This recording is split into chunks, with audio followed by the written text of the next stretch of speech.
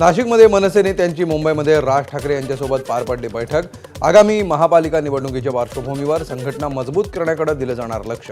दिनकर पाटील यांची पक्षाच्या सरचिटणीसपदी नियुक्ती।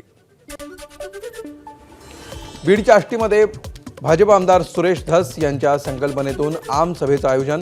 आम सभेतून सरपंच संतोष देशमुख यांच्या मारेकऱ्यांना कठोर शासन व्हावं याचा ठराव एकमतानं मंजूर। राज्यातल्या तरुणाईला मंदिरापर्यंत नेण्यासाठी विश्व हिंदू परिषदेचं खास अभियान। गुढीपाडवा ते हनुमान जयंती दरम्यान तरुणाईनं महाराष्ट्रातील अपरिचित मंदिरं पिंजून काढण्याचं आवाहन। पुण्यातील स्वारगेट बस स्थानकावरील बलात्कार प्रकरणानंतर पुणे विभागीय एसटी महामंडळाला जाग। जुन्या आणि मुदत संपलेल्या आणि नादुरुस्त अशा 72 बसेस पुणे एसटी महामंडळ भंगारात विकणार। पनवेलमध्ये महाविद्यालयीन विद्यार्थिनीवर कार चालकाकडून अत्याचार। आरोपी अमोल पधरला अटक। बस स्टॉपवर सोडतो असं सांगून आरोपीनं विद्यार्थिनीला गाडीत बसवलं। नाशिकमध्ये मुजोर रिक्षा चालकाला साथीदारासह पोलिसांनी केली अटक। रिक्षा चालकानं शालिमार चौकामध्ये कार चालकांची हुज्जत घालत केली होती मारहाण। घटनेचा व्हिडिओ सोशल मीडियावर व्हायरल झाल्यानंतर पोलिसांनी केली कारवाई।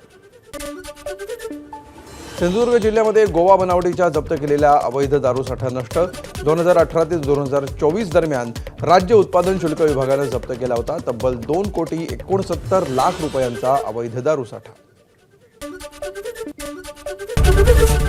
एबीपी माझा, उघडा डोळे बघा नीट।